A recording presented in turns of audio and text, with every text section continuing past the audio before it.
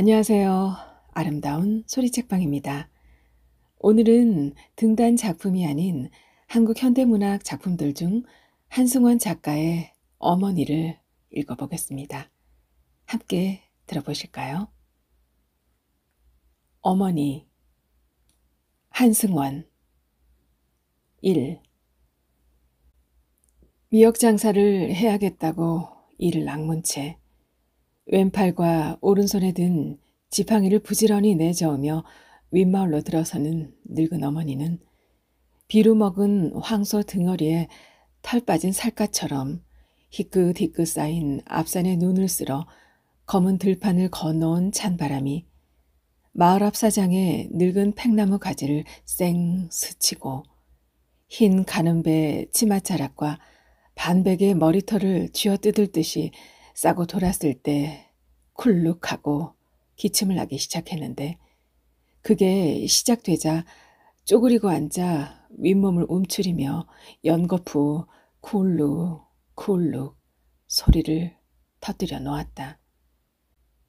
점차 자지러진 쿨룩 쿨룩 소리를 계속 흘려놓더니 창자가 오그라져 들어가는 듯 그걸 끌어안고 한참 동안 숨이 끊어질 때 내는 고욱 소리만 내다가 자꾸 헛돌던 치차가 무언가 잘못되어 드륵 제 톱니에 걸리듯 하는 앓는 소리를 하고 마른 침을 뱉으며 일어서서는 활개만 부지런히 내저으면서 매듭이 촘촘 박힌 지팡이를 앞으로 내어 짚을 뿐이로 몸은 별로 나아가는 것 같지도 않게 윗마을로 향하고 있었다. 그런 늙은 어머니가 그렇게도 억척스럽게 미역 장사를 하려는 데는 그럴 만한 이유가 있었다. 이 겨울 널빤지 위에서 오글오글 떨고 있는 막둥이, 원 세상에 소같이 큰 몸뚱이에 눈알이 소 눈깔같이 크다는 것, 그것이 죄라면 죄일 뿐으로 그 이상 유순할 수가 없는 그놈이 풀려나올 때까지는 면회를 다녀야겠다는 것이었고 그러는데 필요한 여비를 마련하여야겠다는 것이었다. 물론 그런 정도의 노비를 마련해 줄 만한 큰 자식들이 있기는 있었지만 면회 그것도 한두 번이지. 이에 들어 벌써 연하문 번을 줄곧 다니고 나니 이젠 면자만 들먹여도 큰아들 이련은 눈살을 으든카리같이 싸질머지고 그놈의 내 그만저만 댕기시오. 그러다가 길바닥에서 죽으면 어쩌실라우? 하면서 휙 돌아앉아 곰방대 씨래기나 쑤셔넣곤 하였고 며느리란 년은 궁상스럽게 축 처진 볼을 흐물거리며 이쪽의 늙은 마음을 위로해 준답시고 아재도 아재제만은 어머니가 살아야 안 쓰겄어. 할 뿐 노비를 주는 것은 고사하고 그것 마련할 걱정 같은 것을 손톱만큼이라도 내비칠 엄두마저 내지 않는 것이니 어이할 것인가. 개잡놈 같으니라고 주둥이에 퍼넣을 술 한 잔만 아끼고 노름판을 한 번만 안 가면 그만한 돈을 마련해 줄 수 있을 것 아닌가. 그렇다고는 한다 하여도 어지간하면 또다시 졸라보기라도 하련만 한 달 전 어느 날이던가 면회를 갔다가 아침부터 새끼를 굶은 채 배가죽이 등가죽에 붙어 들어오는 어미를 보고 또 어디서 한 장 걸치고 노름판에서 얼마를 때려 엎었는지 괜스레 분풀이를 하느라고 그러는 것임에 틀림없는 그런 태도로 막둥이만 자식이고 나는 자식 아니요? 아니요? 나도 묵고 살기 탁탁한디 뭔 놈의 면회만 댕긴다고 싸댕기요. 그렇게? 하고 악다구니 쓰던 것을 생각하면 그놈 앞에서 혀를 물고 돌로 된 장승님이 넘어지는 것 같이 죽는 한이 있더라도 다시 그런 말 빼지 않겠다고 이미 작정을 한 터였다. 늙은 어머니는 허위허위 지팡이를 옮기고 활개를 저으면서 윗마을로 가고 있는데 그것은 작은 아들 이현이한테 미역 장사할 미천을 말해볼 셈이어서였다. 병할 놈, 급살병할 놈. 늙은 어머니는 큰아들 이련을 향해 입에 못 담을 욕을 뇌까리다가 아야, 나 좀 봐라 했다.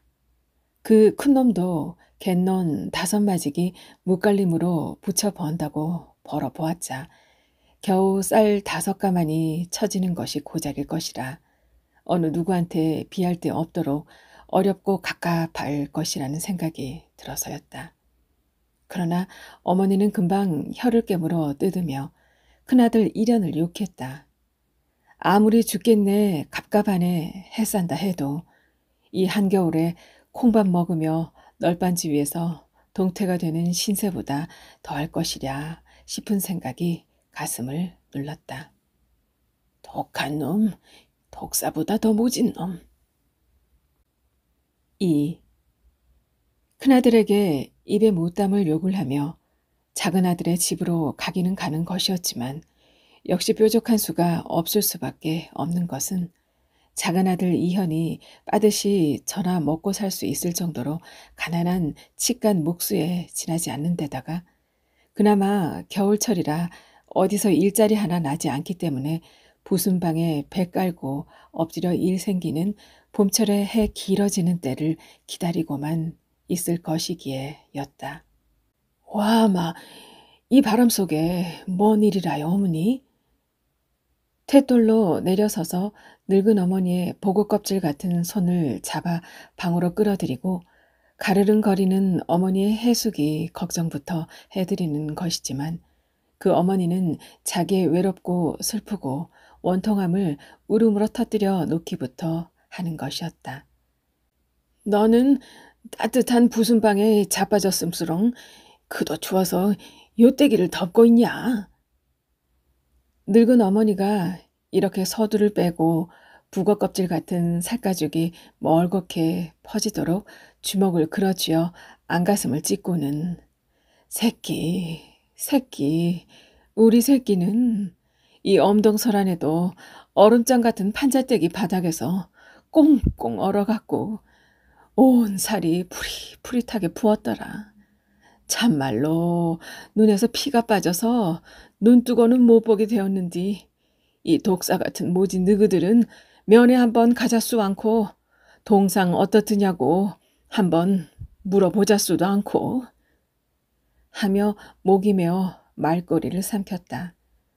사철 가야 허리에 두른 것이라고는 그것 하나뿐인 무명배에 검정물을 들인 치맛자락을 가져다가 코를 풀면서 같이 울어주는 며느리, 그 며느리의 전무덤에 붙어있던 3살배기 손자놈은 허옇게 눈알을 굴리며 할머니와 어머니를 번갈아 볼 뿐이고 핫걸레 속에 묻힌 그 손자놈의 아비인 이현은 물 건너 손자 죽는 꼴을 건너다 보고만 있는 바보스런 할아버지의 모습으로 괴춤에 2손 찌른 채 찬바람에 풀썩거리는 문풍지만 바라보는 것이었다. 이 간도 쓸개도 없는 새끼들아. 누구도 사람 껍데기를 둘러쌌거든. 가서 봐라. 날이면 날마다 면에 댕김수롱 새객이다 닭객이다 끓여다 먹이는 꼴을 보면 너그가 얼마나 독사같이 모진 새끼들인 줄 알 것이다. 내가 못하려고 거짓말할 것이냐? 내가 요물스런게 요물을 부리냐? 어쩌냐? 하고 퍼붓던 어머니가 차오른 설움을 참느라고 숨을 뽑아 들이더니 나 암만 해로워도 담배 한 대 피워야겠다.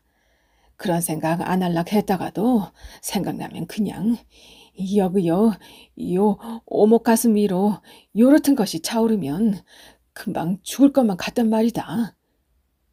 하고 헉헉거리며 북어 껍질 익혀놓은 듯한 주먹을 안가슴께에다 대어 보이더니 봉창 문턱 아래 놓인 곰방대를 집어들었다.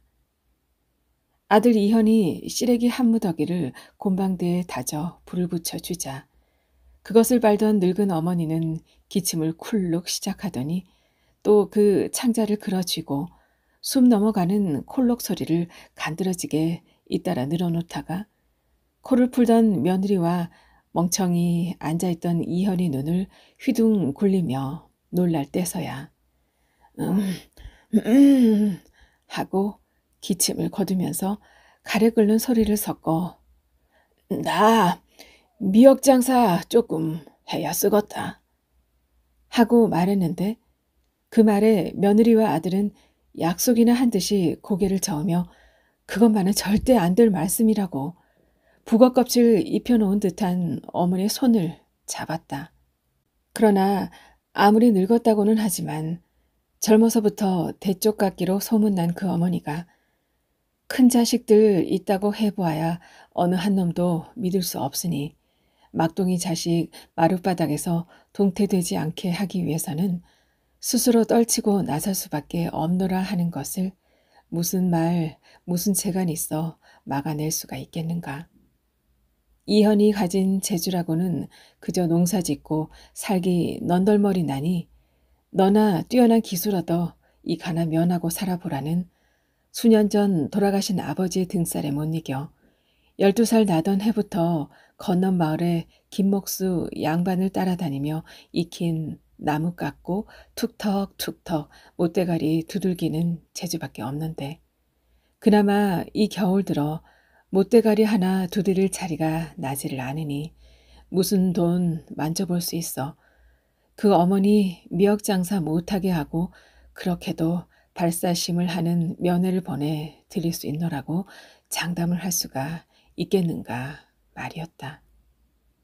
며느리로 말한다 하여도 이보다 더 나을 게 없는 것이 작달만한 키에 얼굴 하나는 반반하고 마음씨 또한 더 착할 수가 없다 하지만 원래 부모 없이 자란 데다가 남의 집 아기 없게나 부엌대기로만 커 시집 온 터라 길쌈을 한다거나 품을 팔아 잔돈을 마련하여 살림 늘릴 시샘 한 톨 가진 바라고는 애초에 없고 그저 서방이 벌어오는 대로 지져먹고 볶아먹고 이웃이나 형제간조차 하는 대로 푼푼히 나누어 먹을 줄만 알 뿐이며 남편 끌어안고 잠자고 애 낳는 일 외에 무슨 장사라든지 원체 출입을 하여 본 바 없으므로 그 해수가 이 겨울 들어 더 심해진 시어머니의 장사길을 무슨 재주 부려 막을 수는 없는 터였다. 늙은 어머니는 자기의 손을 꼭 잡은 채 커다란 눈에 눈물만 그렁그렁 담는 아들과 자꾸 검정 무명 배에 치맛자락을 들어올려 코를 훔치는 며느리에 더 말 못하는 마음을 모르는 바 아니어서 에라, 내가 독살스럽고 모진 년이구나. 시상에 지그들이 나이 30은 넘었다고 해도 남 모양으로 출중나게 배우기를 했는가. 천장만장 쌓아준 노젓가리를 보듬고 저저금을 낳는가. 지질지질 봄부터 가을까지 못대가리만 두드려서 지그들 목근형 풀칠하기도 어려울 것인디 그 위에 이 못된 창아지가 더 독한 소리를 하고 있으니 내가 모진년이다. 내가 독사다. 하고 마음을 돌리며 아무래도 쌀말 값이나 얻을 수 있는 데라고는 비록 섬일지라도 이 면 관내에서는 내리지 않게 산다 하는 집안으로 시집을 가서 사는 바라대기 딸뿐이라 생각하며 몸을 일으켰다. 며느리는 핫걸레 같은 누더기에 싼 3살배기 손자 녀석을 내려놓고 일어서며 진지나 잡숫고 볕이 두꺼워지면 가시라고 말이라도 하였는데 아들 이현이는 그저 어머니가 봉창문 앞 잿더리 위에 걸쳐두었던 곰방대를 뻐끔뻐끔 빨면서 풀썩거리는 문풍지만 멀거니 바라보고 있을 뿐이었다. 이도 자석 저도 자석인디 내가 너무 독한 소리만 했어서 속에 병이나 나면 어쩌고 하고 근심이 된 늙은 어머니는 복자갈이 없어 콩밥을 묵는 놈은 묵더라도 너희들이나 푸덕푸덕 성에 갖고 남보란 듯이 잘 살아라. 내 걱정은 말고. 나야 너희들이 이렇게 다 인형 목구녕 구안하고 살만한 거 보았은게 저 뒤팅이 막동이만 나오는 거 보고 죽으면 고만인게 하며 검버섯이 낀 얼굴에 억지 웃음을 띠고 아들 이현을 바라보고 문을 밀려고 하자 아들 이현이 고개를 들고 어머니 조금만 앉아 계시시오 하며 굼뜨게 몸을 일으키는 것이었다. 3. 이제 그만 낳아야겠다 했는데 느닷없이 배가 불러와 가지고 낳은 딸. 이걸 언제 키워 여의고 죽을 것이냐고 그냥 낳는 대로 엎어버리거나 아들, 딸 하나도 못 낳은 불쌍한 사람들한테 키우라고 줘버리거나 어쩌거나 하자는 의논을 영감하고 몇 번이나 하기는 했지만 눈이나 코가 하도 또록또록 맑고 옷도 가요.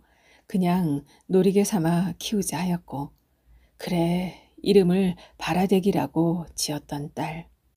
그것이 그래도 얼굴 곱고 이웃 어른들께 하는 말이며 인사결이 곱다고 소문이나 이 늙은 어머니네 집안에 밭대기 하나도 없는 분수로선 아무래도 분에 넘치는 집안으로 시집을 간 뒤로 큰아들 이련이 덕본 일 없다. 덕본 일 없다. 하고 억지 소리를 밥 먹듯이 하곤 하지만 철마다 쌀맛씩 얻어다 먹는 정도의 덕을 보아 오는 터인 딸네 집으로 가는 늙은 어머니의 발걸음은 가벼웠다. 작은 아들 이현이 이 마을에서는 유일하게 모두 제 논으로만 30여 마지기를 벌고 사는 부장네에게 봄들어 생기는 일을 모두 해주기로 하고 쌀 한 말 값을 얻어다 준 때문이었다.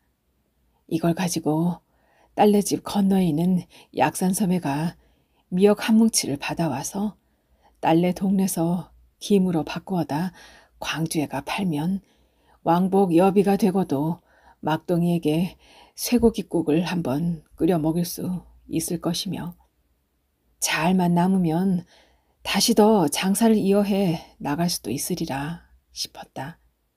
그 어머니는 지팡이를 들지 않은 손에 국 끓일 냄비를 미역 보자기로 둘둘 말아 싸들고 있었다. 검은 벽 구루들이 점점이 박혀 있거나 두둑보리를 간 들판이 바둑판 모양으로 갈라져 있는 간척지의 농로를 밟아가면서 늙은 어머니는 후유 한숨을 쉬는데 쿨룩하고 기침이 나왔다.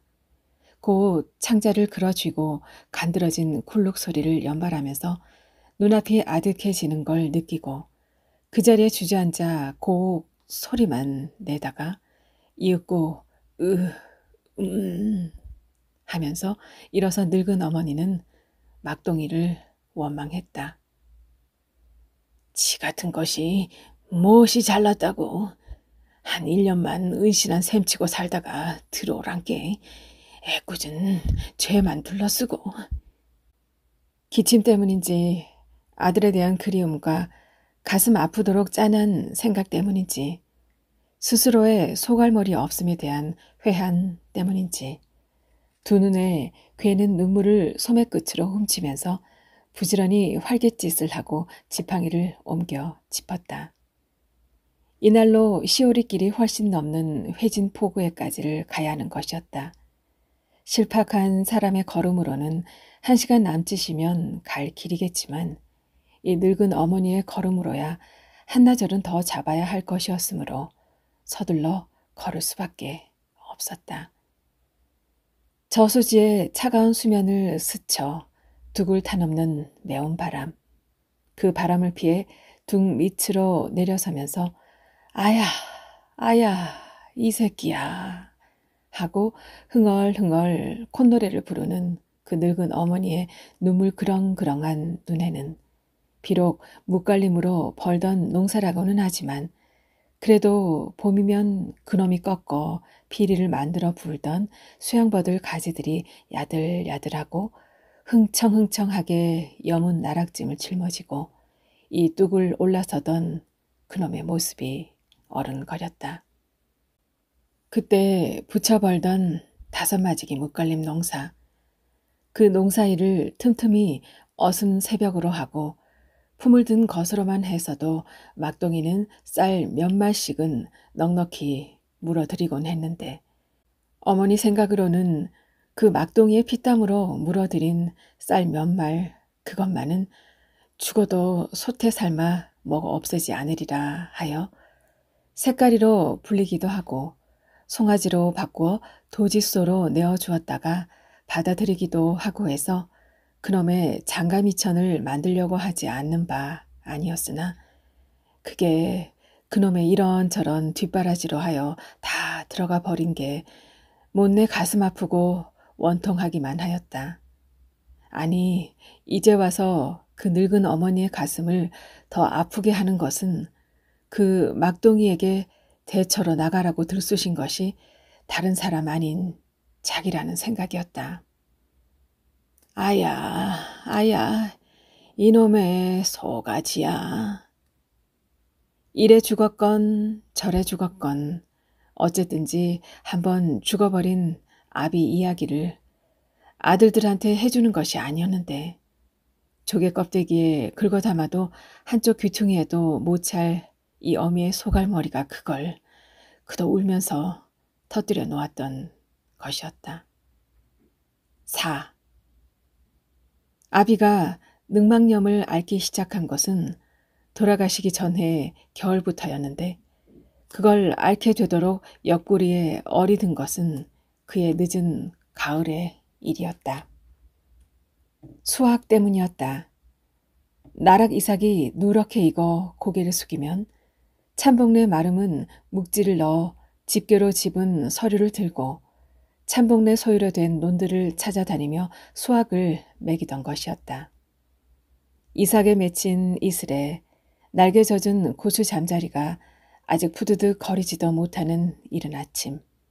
앞 산마루에서 마을 어귀로 파르스름한 아침의 안개가 산기슭을 돌아 나갈 무렵부터 나온 마름은 맨 먼저 이 저수지 뚝 아래서부터 수확을 매겨가기 시작했는데 그때 붙여 짓던 묵갈림 농사 5마지기는 상토란 어림도 없고 중토에서도 조금 아래로 묵는 논이므로 많이 거둔다 해보아야 마지기당 기껏 2섬 반 정도밖에 못 거둘 것을 석섬 반으로 매기겠다고 나선 것이었다.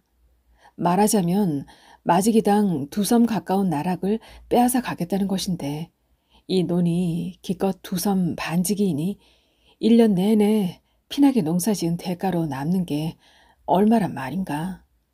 5마지기 논에서 기껏 5가마니가 남는데 이걸 가지고 쪽박에 밤주어 담은 것 같은 자식들하고 어떻게 먹고 살기나 하겠는가. 성질이 급하고 뚝심 세기로 이 근동에서는 이른바 아비는 눈앞이 아득해졌지만 경위가 경위인지라 석섬 반은 너무하니 석섬으로 매겨주면 명년 한 해 더 잘 지어 보겠노라고 하였었는데 그쪽에서 자네한테 논 맞게 낳았다간 술을 많이 못 받는 것은 그만두고라도 논까지 버리겠네 하면서 딱 자르고 석섬 반 매기는 게 그렇게 억울하면 논을 아주 돌쇠네에게로 넘겨주겠다고 하였기 때문에 더 이상 입을 떼지 못하고 말았던 것이었다. 한데 기어이 일이 터지고 만 것은 바로 그 논에 나락을 저 들이던 날 저녁 무렵이었다. 그 직위가 일개 면서기에 지나지 않기는 해도 당시 이 관사면 사무소 안에서는 일본론 면장의 신임을 가장 두터이 받는다고 떵떵거리던 참복래 아들 최주사가 면사무소에 나갔다가 이 농로를 타고 돌아오고 있었다. 그를 이 저수지 뚝에서 만난 이편 아비가 때마침 얼근히 취해 있던 참이기도 했으려니와 어려서부터 고추 맞잡고 자란 사이기 때문에 별 어려움 없이 세상에 이렇게 억울할 수가 있느냐고 이 나락을 한번 보라고 이래가지고 어떻게 석섬 반 나락을 훑어낼 수 있기나 하겠느냐고 수학을 2섬 반이나 석섬으로만 먹이면 살 것 같으니 그렇게 좀 마름한테 말해달라고. 금년에는 자기가 농사를 잘못 지어 이런 것일지도 모르니 너그러이 보아 명년에 한 번 더 부지런히 지을 기회를 달라고. 먹인 것이 너무 과하다고 따지는 것을 곱깝게 여겨 숫째 이 논을 돌쇠내로 넘겨주겠다고 으름장을 놓는 것은 너무하는 일이 아니냐고. 최 주사의 소매를 잡고 울면서 하소연을 한 것이었는데 그게 바로 화근이었다. 어디서 농주라도 한 잔 얻어 걸쳤는지 이편 아비와 마찬가지로 얼근에 있던 참복네 아들은 소같이 덩치가 큰 막동인의 아버지의 두 눈에 달린 눈물 방울을 보다가 한동안 너털너털 웃다니 아니 그래 이것이 석선반 나올 나락이 못 된다 그 말인가? 하면서 지게 위에 나락 모가지를 손에 들고 흔들었다. 내가 어째서 거짓말 하겠는가? 코째기 내기를 하세. 우리 마당에다 나락 다 들여놨은께 최 주사 보는 앞에서 쭉 훑어가고 가만히에다가 한번 담아보면 봐도 석섬 이상은 못 나오네. 만약 석섬 반은 그만두고 석섬만 나온다 하면 지푸라기 하나도 달라는 소리 않고 옴시래기 다 저다 드림세. 그러자 참봉 아들이 날카롭게 눈을 빛내고 이편 아비를 쏘아보며 작년엔 얼마 먹였는디? 하고 물었다. 나쁘게 생각은 마르시소마는 사실 말해서 이 논이 원래 2선반 이상은 내 먹기 애런 논이시. 작년에도 그랬더란가. 마름 영감님 말씀이 명년에 2선 반으로 잡아줄 텐게 금년에는 눈 딱 감고 석선 반 잡는 대로 가만히 있어 주소 하대. 최 주사하고 친한 사이인 자네가 투정을 해서 되겠는가? 함수롱 말이시. 내 말이 거짓말인 성부르면 말은 영감한테 물어보시오. 사실 말해서 이 논 나락에다가 석선반 매긴 것은 너무한 일이네. 이 나락을 이만큼 내 묶는 것도 내가 참 심이라도 씌어서 저 왕골 고랑에서 복세도 저다 넣고 어짜고 했기 땀시 이렇게라도 한 것이시 이 그런 속이나 알아서 쓸 것이네. 죽어라고 힘들어 말했는데 참복네 아들은 시원찮디 시원찮게 그러나 점잔을 빼며 마르만티나 가서 한 번 더 말해보소 한 것이었다. 그러자 아비가 한 번 더 늘러붙은 것이었다. 최주사 한 번만 널리 돌봐주시오. 금년 한 해만. 자네 말고 누구한테 사정을 하겠는가. 주렁주렁한 새끼들하고 굶어 죽지 않은 것이 뭐다. 이 최주사 자네 덕택인 줄을 내가 어째서 모를 것인가. 그러자 최주사가 한번 말을 했으면 그대로 하지 않고 왜 이렇게 빌붙고 야단이냐는 듯 퉁방울 같은 눈을 까뒤집고 이편 아비를 쏘아보다가 몸을 획 돌렸는데 그때 나락심을 지고 있던 이편 아비가 얼른 또 빌붙은 것이 탈이었다. 최주사! 하고 그의 양복자락을 잡는다는 것이 나락짐을 짊어진 채로 최주사와 함께 뚝 아래로 굴러 떨어져 버린 것이었는데 지게 통발이 최주사의 성문 다리를 호되게 짓눌러 버렸던 것이었다. 그러자 뚝 아래서 나락짐을 젖히고 간신히 일어선 최주사가 한동안 아이고 나 죽네 하고 엄살을 떨다가 발끈해 가지고 이 새끼가 누구한테 얻억씨름을 하려고 이런다냐? 하면서 구두발로 아버지의 옆구리를 내질러 차버린 것이었다. 아비는 그 날글 다 훑어 담지 못한 채 열이 오르고 옆구리가 아프다면서 얼굴을 찡그리곤 하더니 그 겨울부터는 완전히 방 안에 누워버렸다. 한약을 지어다 먹이고 온수 부도하는 등 하지 않은 게 없었지만 별 효험을 보지 못한 채로 해를 넘기면서부터는 배가 붓고 점차 온몸이 붓더니 위아래로 먹피를 쏟으면서 죽은 것이었다. 이 이야기를 거짓말 손톱만큼도 보태지 않고 복수를 해달라는 뜻으로 한 것은 참말로 아니었다. 큰놈 이련이 툭하면 술 퍼마시고 노름판에 끼어드는 데다 집에 들어서서는 이 어미한테 대들기도 하려니와 그러다가 제 마누라 머리채 끌고 메어치는 걸 밥 먹듯 하고 그걸 말리기라도 하면 마구 주먹다짐을 해버리는 게 예사여서 내 놈의 아비가 어째서 펄펄 뛰는 젊은 나이에 죽었는가 보아라. 이 이야기를 듣고도 속 못 차리면 병신이지 사람이 아니다. 세상 돌아가는 일 알기를 똑똑히 알고 살아라 하는 뜻으로 한 번인가 울면서 말해준 것이었는데 이현은 그저 이만 갈 뿐으로 어쩌지를 못하더니 큰아들 이련과 막동이가 종래에 일을 저지르고 말았던 것이었다. 그게 그놈 21살 나던 해의 일이었다. 5. 해방을 맞기 몇 해 전이던가.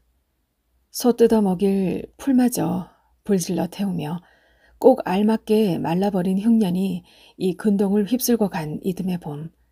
어디 한 군데서 품 한나절 들어 삭슬 받아 죽이라도 끓여 먹을 수 없어 20살 넘은 아들들을 질펀이 방바닥에 엎어놓은 이 어미가 저렇게 굶겨 죽이게 될 줄 알았으면 징용에 보내겠단다고 순사들이 마름 영감을 앞세우고 잡으러 나왔을 때마다 귀를 쫑그리고 지켜 피신을 하게 하지 말고 그런데라도 가서 넉넉히는 못 먹는다 치더라도 때나 거르지 않고 얻어먹을 수 있게 내버려 둘 것을 그랬다 하며 쑥이라도 캐려고 집을 나섰다가 참복내 마름이 관리하는 못자리 논 옆에 심은 자운형 한 줌을 뜯은 것이 화근이었다. 그것은 정말 사소한 일이었다. 처음에 물론 쑥만 캐겠다고 논둑으로 들어섰던 것이었으나 자운형이 하도 부드럽기에 그걸 한 줌 캐어 담았던 것이었는데 달려온 마름내 머슴놈이 바구니를 빼앗아 논바닥에 놓고 납작하게 밟아서 찢어버린 것이었다. 그뿐 이 어미 몸에 손찌검 한번 하지 않은 것을 보면 밤이면 몰래 마을 사람들이 자운형을 다 캐어가 버리기 때문에 그걸 지키지 못한다고 노상 마름 영감한테 꾸중을 듣곤 하여 화가 끓을 대로 끓어 있는 그 마름내 머슴들 나름으로는 이 어미의 새 아들을 생각하고 그렇게 심히 구운 것은 아니었던 것이다. 그런데 이 대퉁맞고 못난 소갈머리가 그만 대성통곡을 하면서 집으로 돌아와 방바닥에 엎드려 있는 두 아들의 가슴에 불을 질러 놓고 만 것이었다. 자세히 일의 전후를 따져 묻지도 않고 먼저 뛰쳐나간 것은 큰아들 이련이었고 다음 자초지종을 캐묻고 이를 물고 나간 것은 막동이었다. 얼마 후 이련이 동네방네 사람들아 다들 좀 보소이. 풀씨 한 주먹 뜯었다고 발바쁜 이 바구니 좀 보소. 하고 소리쳤다. 이렇게 외친 것을 듣고 저 사람들이 오늘 무슨 일을 내려고 저런다냐 하며 근심스러운 얼굴을 하고 바라떼기 딸이 달려나갔다. 둘째 아들 이현은 한낮을 일해준 품삯이라 해보아야 그도 보리가을 한 뒤에야 보리 한 대를 받기로 하고 산 너머 마을에 똥장군을 수선해 주러 가고 없던 참이었다. 이 무렵 마름 영감의 손가락질 하나로 아들을 징병이나 징용에 보낸 사람들이 한둘이 아닌데다 그 자운형 밭을 얼씬거리다가 마름내 머슴들한테 머리채를 잡힌 아낙네가 또한 셀 수 없었으며 마름이나 참봉집에 삿가리를 얻으러 갔다가 이때껏 가져다 먹은 것만 각자 해도 이해 묵갈림 농사 지은 것을 모두 떨어 바쳐야 할 판이 이미 되어 있었기 때문에 한마디로 싹 거절을 당하고 나온 대부분의 마을 사람들은 신누렇게 뜬 얼굴을 한 채 불이야 하고 외치는 듯한 큰아들 이련의 부르짖음에 따라 골목을 나서고 있었다. 마을 사람들이 허옇게 뒤따르는 것을 안 이련은 곧장 마름집의 대문을 걷어차고 안으로 들어가면서 동량은 못 주더라도 바가지는 안 깨사 쓸 것 아니냐, 이 살쾡이 새끼들아! 하고 외쳤다. 그러나 이련은 마당 안으로 들어서지도 못하고 사랑채에서 달려나온 두 머슴놈에게 팔을 붙들리기가 무섭게 대문 밖으로 끌려 나왔고 그걸 본 막동이가 달려들어 그 머슴들을 하나씩 둘러엎고 후려쳐 버렸다. 씨름판이 열릴 때마다 송아지를 끌어오곤 하던 막동이라 이봄 들어 굶기를 밥 먹듯이 했다 하지만 성난 호랑이가 달려드는 개들을 각각 앞발 하나씩으로 쳐서 엎어버리는 것처럼 간단히 처리해버린 것이었다. 그러자 하얗게 모인 마을 사람들 가운데 누군가가 마름 놈 죽여라 하고 소리쳤고 막동이는 대문을 박차고 뛰어들어갔다. 마름 영감은 60에 가까운 나이인데도 벌써 한 길이 넘는 담장을 뛰어 도망가 버리고 없었기 때문에 막동이는 그 길로 마을 앞에 있는 마름네 못자리 논으로 달려가 분풀이를 했던 것이었다. 자원용 밭을 쿵쿵 밟고 뒹굴면서 쥐어뜯었는데 그를 따라온 마을 사람들이 우우 몰려들어 삽시간에 자원용을 모두 짓뭉개 버렸다. 더 이상 밟아 뭉갤 자운형의 푸른 잎사귀가 하나도 없게 되자 마을 사람들 가운데서 누군가가 이 도둑놈 곡간을 털어다가 우리 밥이라도 한 그릇씩 해묵어 보세 하며 부추겼고 마을 사람들은 모두 마름 집으로 우우 몰려가 곡간 문을 열어 젖히고 거기 쌓여있는 나락이며 보리멸을 퍼내가기 시작했다. 웜에 웜에 어째서 쓸고 왜들 이라요? 왜들 이래? 이 어미 혼겁을 한 채 마을 사람들을 떠밀어 내면서 말렸지만 그들은 굶주린 이리 때처럼 곡간을 파고들었기 때문에 어떻게 한 여자의 힘으로는 막아낼 수 없는 일이었다.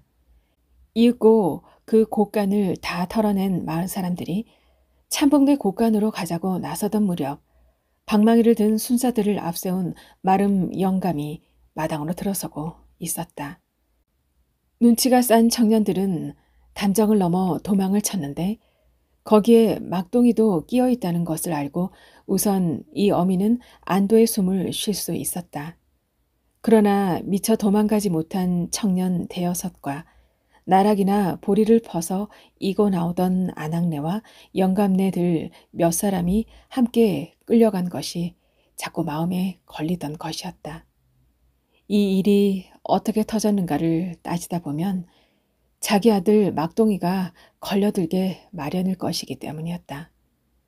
이날 어디로 피신했다가 들어오는 것인지 옷자락에 찬 이슬을 묻힌 채 한밤중이 가까워서 들어온 막동이가 자기 대신 잡혀간 청년들을 끌어내기 위해 주제소로 가겠다고 했을 때 이 어미는 혀가 껄껄하도록 당분간 웬데 나갔다가 이 일이 잠잠해지거든 들어오는 것이 좋을 게 아니냐고 얼럿했었다. 다 쓸데없어야. 내가 우선 살고 봐야지. 네가 언제 마름내 곳간에서 나락 퍼가라고 했디야? 지그들이 괜히 네가 쫓아 들어가는 것을 뒤따라 들어가 갖고 그랬지. 그래도 자꾸 고개를 저으며 혼자 몸을 멀리 피해 버린다는 것은 체면이 아니라고 버티던 막동이었지만 이 어미가 울면서 네가 나 죽는 거 보려고 그러냐? 나는 너희들 부덕부덕 성한 거 보고 사는 것이 낙인디 네가 가막소에 가면 나는 어떻게 살 것이냐? 하고 하소연하는 데는 그럼도 더 어쩌지 못하고 노비 몇 입만 구해다 달라고 하였다. 이 어미가 이날 새벽 이리 뛰고 저리 뛰면서 쌀 5대 값을 간신히 구해다 잡혀주자 이젠 다시 고향에 돌아오지 않겠다면서 집을 떴던 것이었다. 그런 소리 하지 말고 부디 몸 조심해라잉. 어디 가서 품이나 들면서 그저 죽은 듯이 있다가 명년에나 들어오니라. 혹시 뭔 일이 있더라도 나서지 말고 한사코 죽은 듯이. 애미 걱정은 하지 말고. 먼동이 번이 더 오던 때 이 어미의 손을 꼭 쥐어주고 장터를 향하는 막동이의 모습이 지금도 눈에 선하였고, 그로부터 한 해가 아직 다하지 않은 겨울철에 광주의 근교에 있는 한 농장에서 머슴살이를 한다는 내용의 편지가 왔을 때 그 편지를 들고 동네방네를 춤추며 돌아다닌 기억이 새로운 어미였다. 그 편지 속에는 주인이 새로 만들고 있는 과수원이 잘 가꾸어지기만 하면 4, 5년 내로 자기가 관리인이 될 것 같기도 하니 그때 어머니를 모셔가겠다는 말이 쓰여 있었던 것이다. 마름 머슴들이 병원에서 치료를 받는 비용이라든지 마름내 곳간을 털어다 먹어버린 것을 온 마을 사람들이 공동으로 부담해 물어준 것이라든지로 하여 막동이가 벌어놓았던 쌀 2가마니가 모두 날아갔지만 그까짓 것에 대수로운 것은 아니었다. 그까짓 쌀 2가마니로 아들을 살 수 있을 것인가 하는 생각에서였다. 막동이가 과수원 관리인만 된다면 그 이상의 것도 생겨지리라 해서였다. 그것도 그것이지만 그날 일로에서 파출소로 끌려간 젊은 사람들이 모두 징용에 갔다는 걸 전해들은 어머니는 막동이를 밤에 멀리 보낸 것이 10,000번도 잘했다 싶던 것이었다. 하였는데 해방이 된 이듬해, 그 이듬해 가을, 그 막동이한테서 느닷없는 편지가 온 것이었다. 아니, 그것은 막동이가 보낸 것이 아니라 형무소장이 보내온 것이었는데 거기에는 귀자재 막동이가 본 모모 형무소에서 탈 없이 복역 중이라는 내용이었다. 청천의 병력도 유분수지. 대관절 덩치가 크고 힘이 세다는 것이 죄라면 죄일까. 세상에 그렇게도 유순하고 곰살가올 수가 없는 그 막동이한테 무슨 죄가 있다고 형무소에 가둬두고 있단 말인가.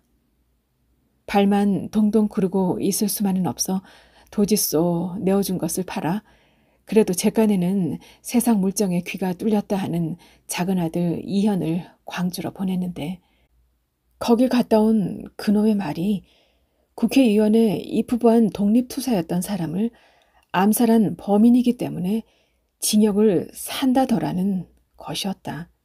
한데 또 그렇게도 답답할 수가 없던 것은 언제까지 산다더냐, 언제 나오게 될 것이라 더냐 하여도 이연이 대꾸를 하지 않고 고개를 푹 숙이고 있기만 했던 것이었다.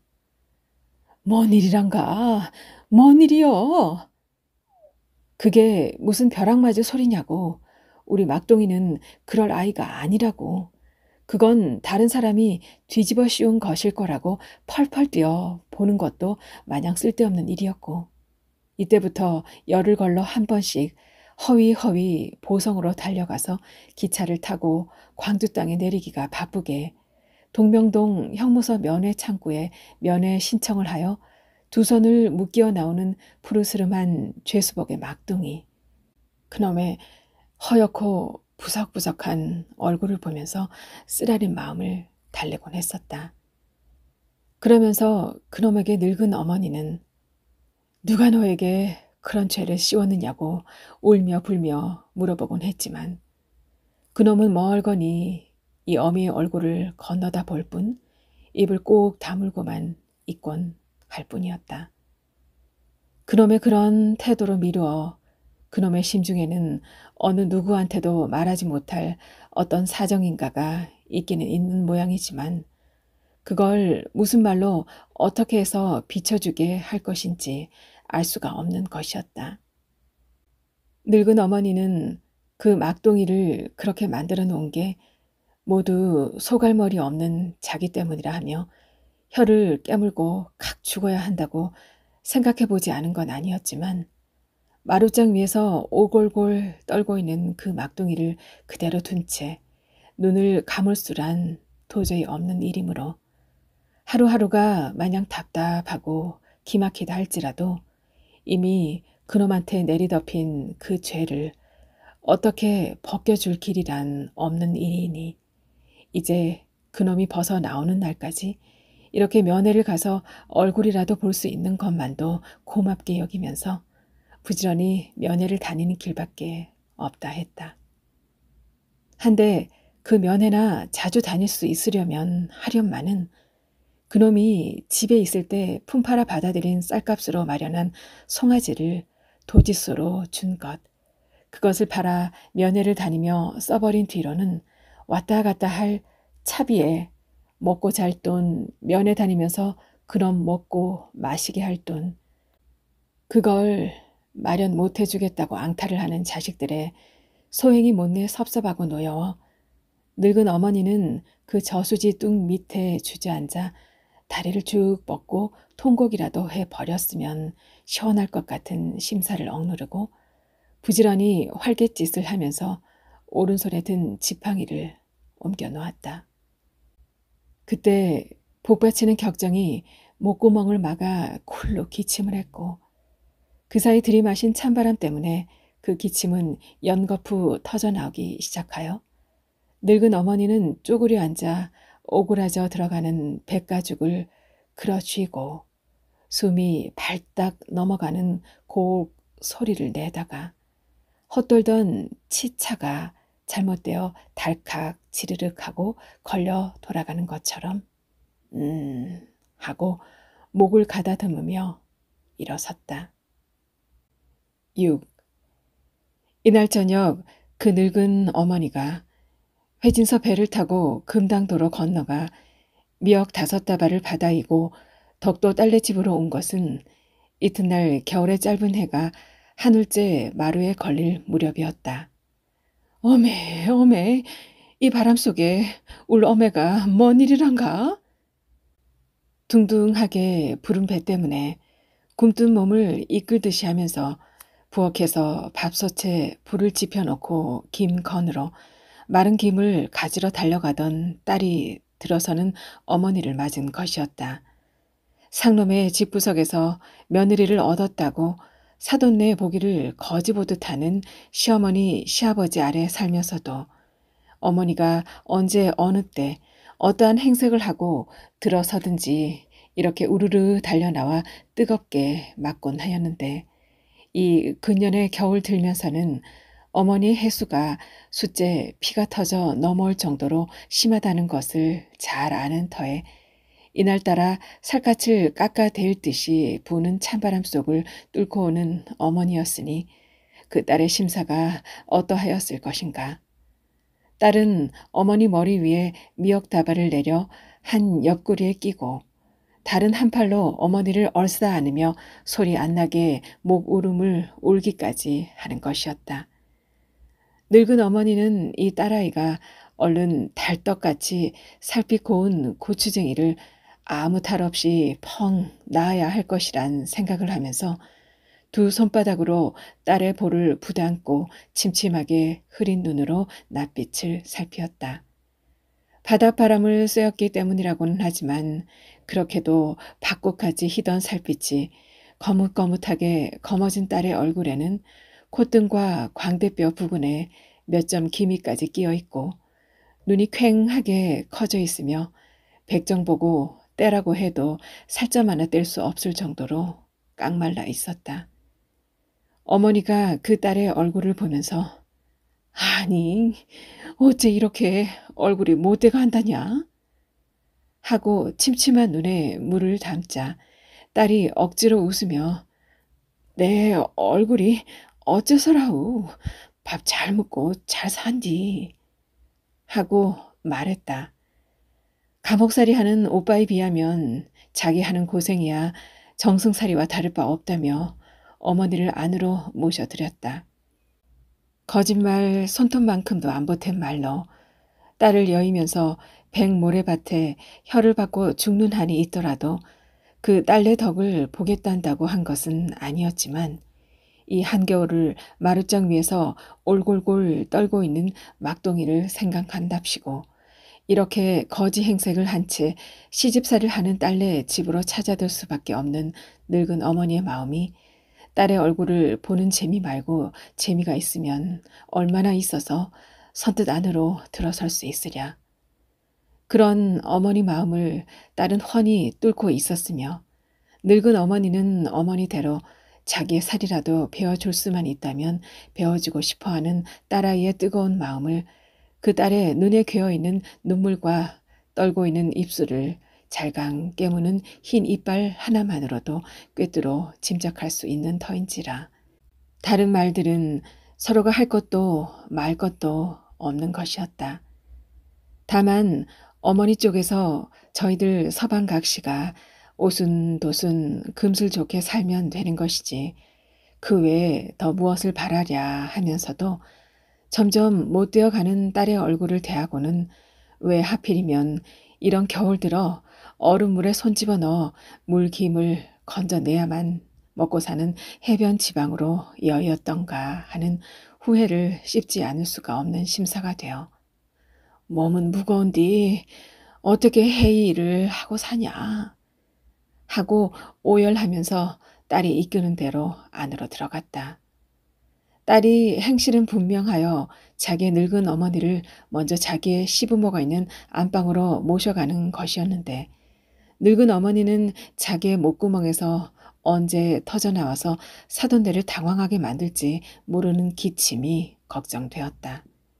제발 사돈네회 앞에서만은 기침이 나와주지 않기를 용천하시는 하느님께 빌고 딸이 어머님, 친정 어머니가 오셨구먼이라오 하는 말을 따라 방으로 들어가 인사를 차렸다.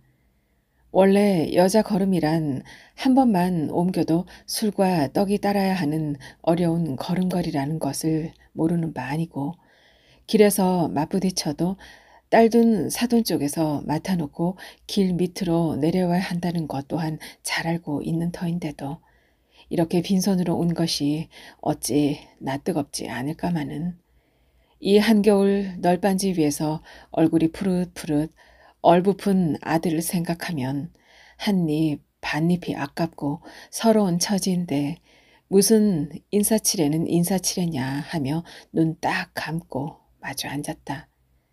한데 발장에 붙은 마른 김을 떼던 바깥사돈 어른은 김 떼던 걸 밀어두고 김 담뱃대 끝에 담배를 쑤셔 다져 화로 속에 넣고 뻐끔뻐끔 빨면서 찬날씨에 오시느라고 고생 많았다는 식의 인사말이라도 하는 것이었지만 좁장한 얼굴에 입술이 뾰족하고 언제 보아도 싸늘한 인상의 안사돈은 발장에서 김 떼는 일을 계속하며 막동이 사돈이 칭역을 삼당스러이라오 하고 나서는 것이었다.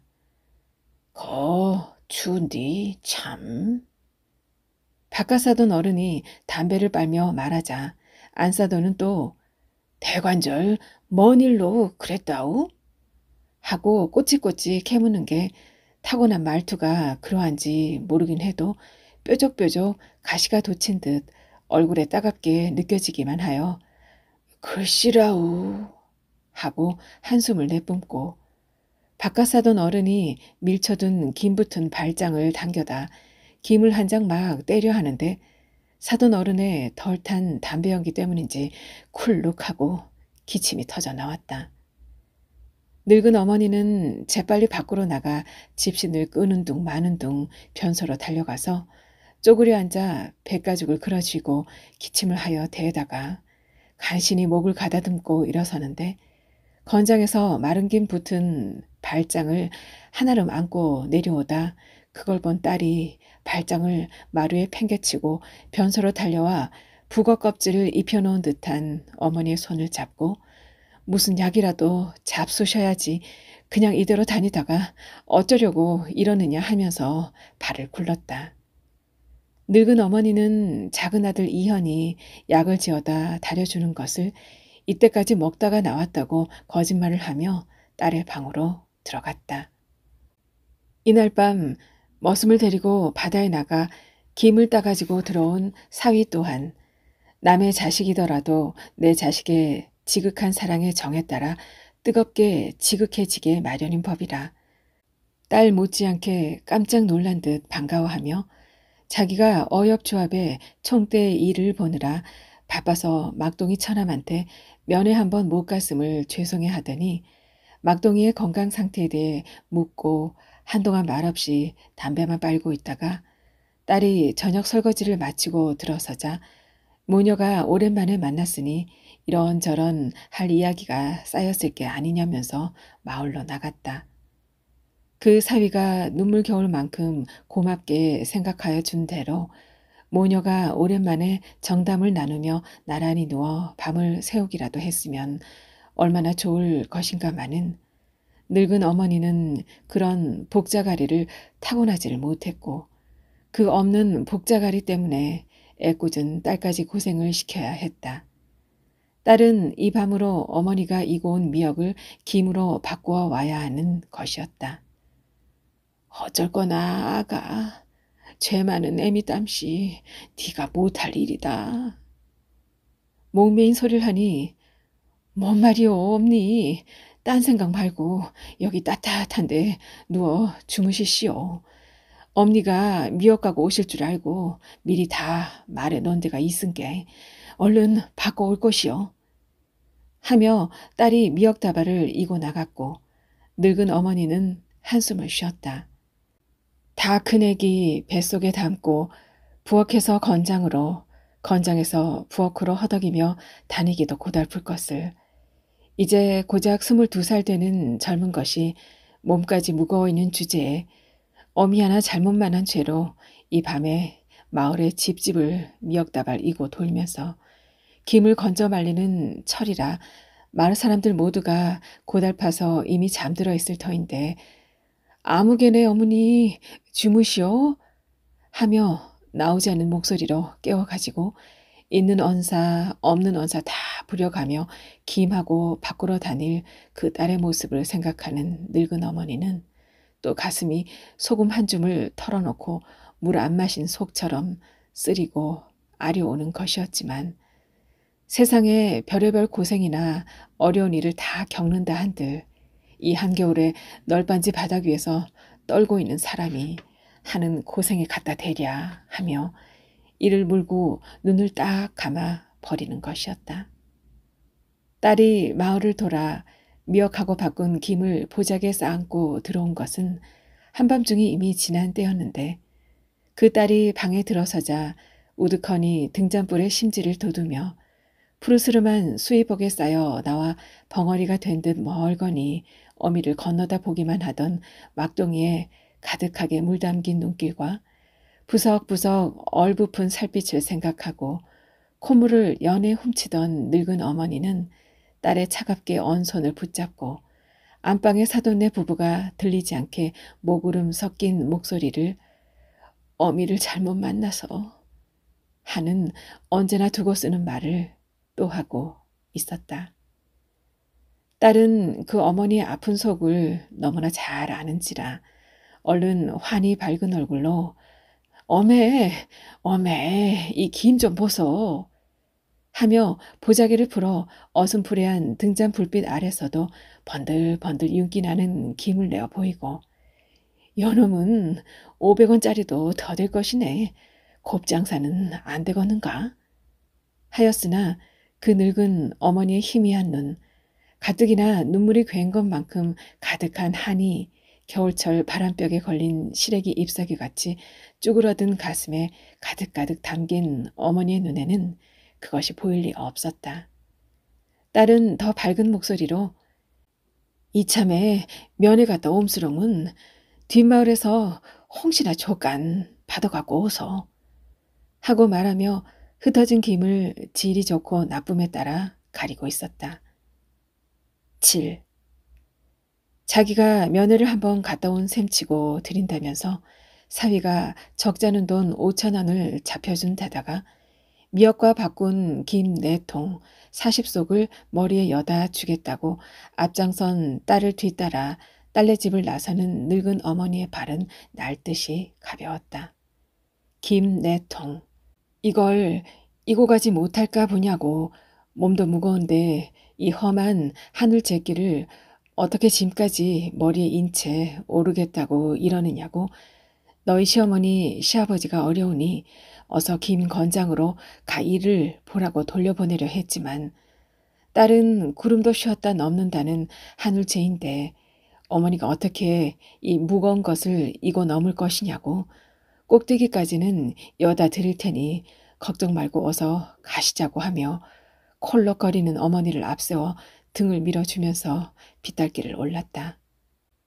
허위 허위 제 꼭대기를 올라선 딸은 휘 하고 가쁜 숨을 내어쉬는 어머니의 하얗게 센 머리털을 바라보면서 이대로 한없이 어머니를 앞세우고 가 장터에서 목탄차 타는 것까지를 보고 돌아갔으면 얼마나 좋겠느냐 싶어지지 않는 건 아니었지만 시하에 사는 데다 남정네 명예 메인 처지이니 그럴 수는 없는 일이었다.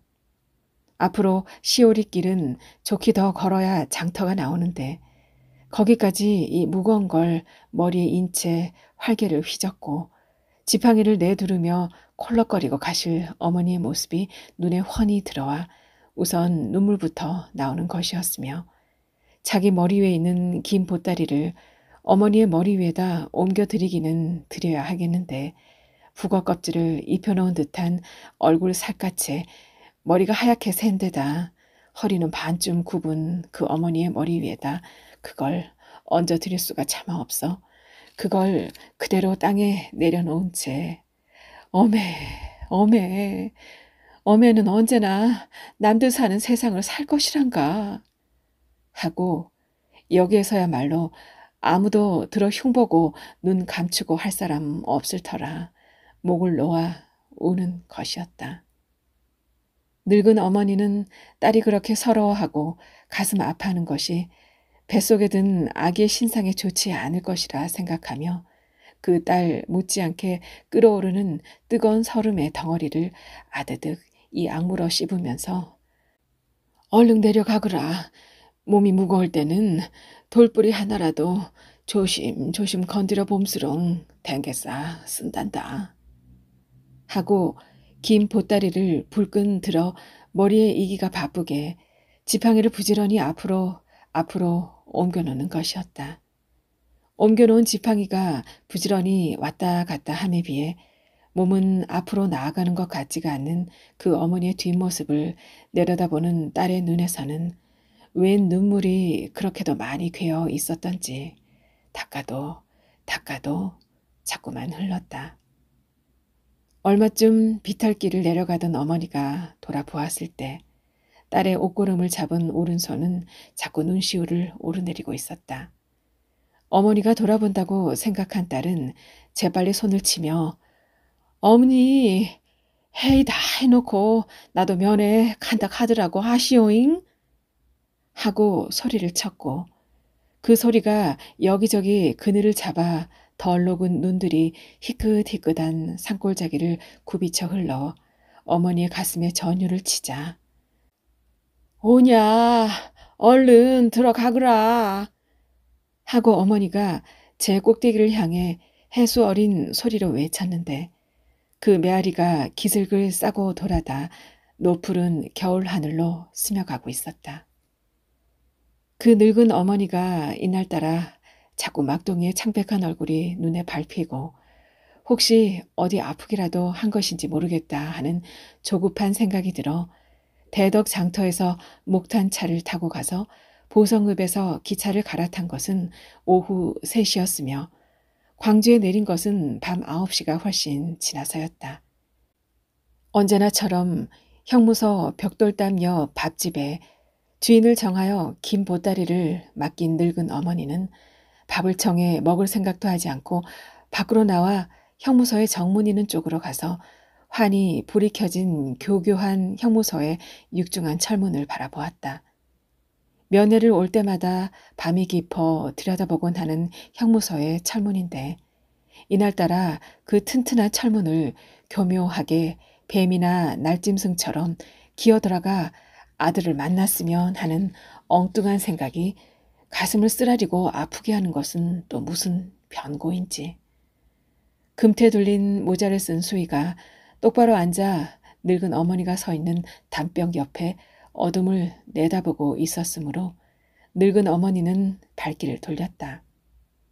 이 밤이 새면 막둥이 아들을 만난다는 생각에 두근거리는 가슴을 안고 내일 면회 때 드려줄 사식을 쇠고기국으로 해야겠다고 생각하며 골목길을 걸어 나간 늙은 어머니는 다리 건너에 있는 푸줏간에서 쇠고기 한 근을 뜨고 옆 가에서 양념거리를 산 뒤 그놈이 좋아하던 게 무엇인가를 생각하다가 얼른 호박떡을 생각해냈다. 집에서 나설 때 국 끓일 냄비 등속을 준비했으면서도 왜 호박떡 생각을 못했을까 하고 한스러워하다가 이 근처에서는 돈이 없어 서럽지 돈만 있으면 호랑이 코수염도 구한다고 않더냐 하고 생각하며 떡집이 있을 만한 거리를 헤매어 다녔다. 그러나 시루떡, 몽둥이떡, 송편, 인절미 등속은 있었지만 호박을 넣어 시루에 찐 호박떡은 구할 수가 없었다. 하는 수 없이 고무를 달게 넣은 찹쌀떡 한 봉지를 샀다. 밥집으로 들어오다가 면회를 올 때면 가끔 마주치는 해남에 산다는 한 젊은 아낙을 길에서 만나 감옥 안에 든 사람들은 변비가 심하여 똥 누기가 어려우니 떡 같은 것보다는 우유를 넣어주는 것이 제일 좋다는 말을 들었다. 우유가 뭐냐고 물으니 그것은 염소나 소에 젖으며 그게 사람의 젖보다 훨씬 보가 되는 것으로 면회 시간이 가까워지면 형무소 문 앞에 그 우유 장수들이 덜어 모여든다는 것을 상세히 가르쳐 주었다. 늙은 어머니는 얼핏 그놈이 젖먹이일 때 갑자기 발아대기 딸이 생겨 젖이 끊어져 버렸는데 그때 기껏 꽁보리 밥을 씹어 먹였을 뿐인데다가 설사까지 나서 송기 벗긴 막대기같이 비쩍 말라서 눈뜨고는 볼 수 없게 되어버렸던 기억을 되살리고 내일은 잊지 않고 우유 2병을 사서 넣어주겠다고 생각했다. 이날 밤 쇠고기국을 끓여놓고 밤을 숫제 하얗게 밝힌 늙은 어머니는 새벽녘에 일어나 아직 열릴 생각도 않은 형무소의 철문을 한참 동안이나 바라보다가 들어왔다. 10시부터 면회가 시작되는 것이었지만 늙은 어머니는 가만히 앉아 기다릴 수가 없어 부엌에 연탄 아궁이에서 끓여놓은 국을 자꾸 데우면서 짤세라 싱거울세라 매울세라 자꾸 쩝쩝 맛을 보고 깨를 치고 양파를 썰어 넣고 하느라고 앉아있다가 아침 준비를 서두르는 주인 여자의 신경질적인 욕을 얻어먹었지만 그것이 대수는 아니었다. 아침밥을 먹는 둥 마는 둥 하고 주인 아저씨에게 귀찮게 시간을 물어서 8시 가까운 때에 형무소의 철문 앞으로 달려가 기다렸다. 9시가 다 되어 나온 수희가 그 철문을 미처 다 열기도 전에 새 들어가 면회 신청 접수구 앞으로 가 서 있었다. 면회 신청을 해두고 밥집으로 달려가서 쇠고기국 냄비를 들고 오리라 하는데 접수구의 문은 왜 그리도 열리지를 않는 것인지. 이날 면회 신청은 물론 그 늙은 어머니가 제일 먼저 하였다. 접수를 하고 나자 늙은 어머니는 조급해졌다. 전에 하던 것으로 보아 얼마 있지 않아 아들을 데려다 줄 것이라 생각하며 곧 밥집으로 달려갔다. 가는 도중에 우유 장수를 만났다. 아차, 잊을 뻔했구나. 하며 우유 2병을 샀는데 그게 제법 따끈한 게 다행이다 싶었다. 그걸 든 채로 밥집으로 가 쇠고기국 끓인 냄비를 한 손에 들고 우유를 찹쌀떡 싼 보자기에 집어넣어 지팡이 든 손에 끼어들고 면회장 입구로 달려가 기다리는데 또 왜 이날 아침에야말로 이리도 더디 데려다 주는 것인지 환장할 것 같았다. 국이 다 식어 불구만. 어째서 아직 안 데리고 나온다냐. 하고 투덜거리던 늙은 어머니는 쇠고기국과 우유가 식는 게 안타까워 여기저기를 두리번거리다가 재빨리 묘안을 하나 생각해냈다.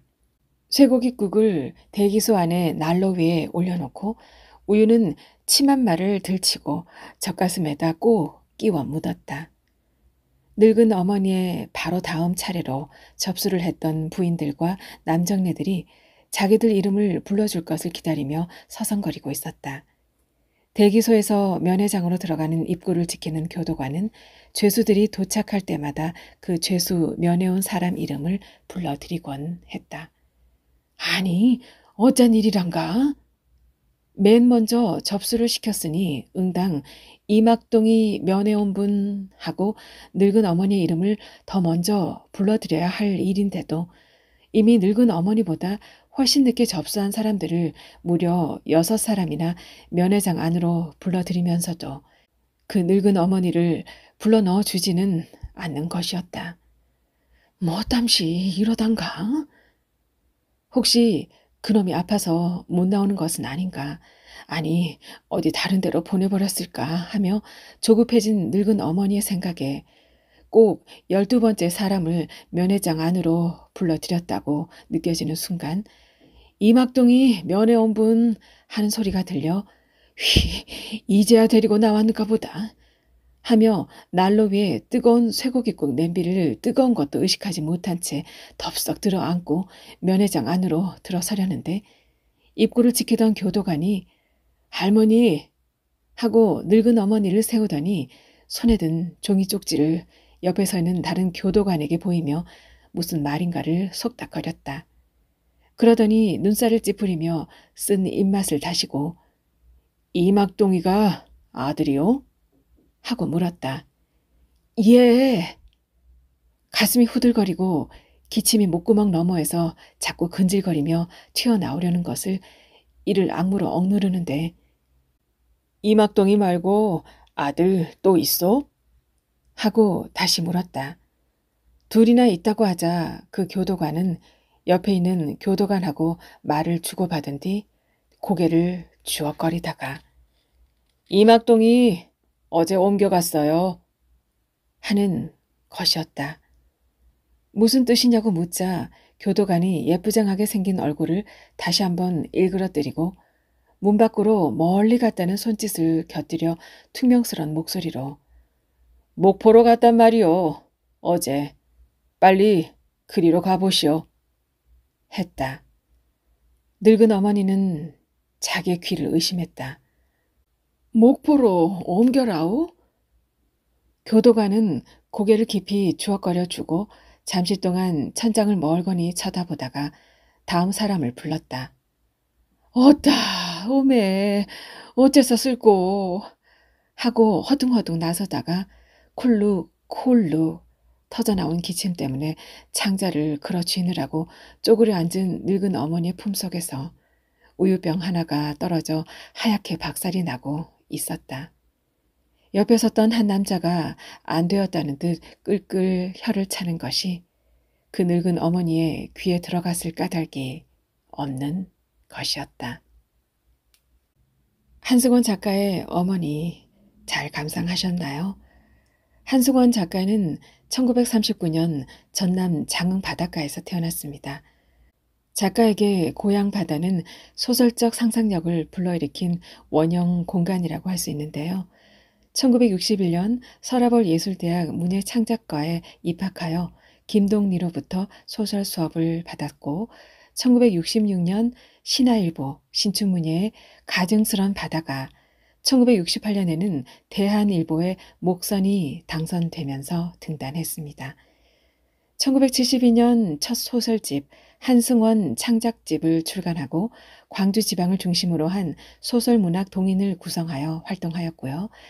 1974년부터 연작소설 한일, 어머니를 쓰기 시작했고 한이 호럼시, 한삼, 우산도 등을 발표했습니다. 그의 이야기들은 대부분 고향인 장흥 앞바다를 주무대로 펼쳐지고 있고요. 인물들은 억척스러운 남도의 사투리를 즐겨 씁니다. 또 남도 지방의 판소리 가락에다 우리 민족 고유의 정서인 한을 바탕으로 개펄에서 척박하게 살아가는 사람들의 삶의 모습들을 그리고 있습니다. 대표적인 소설로 불의 딸, 포구, 아재아재, 발아재, 해변의 길선 등이 있고 시집으로 열애 일기 등이 있습니다. 대한민국 문학상, 한국문학작가상, 현대문학상, 이상문학상, 김동리 문학상 등을 수상했습니다.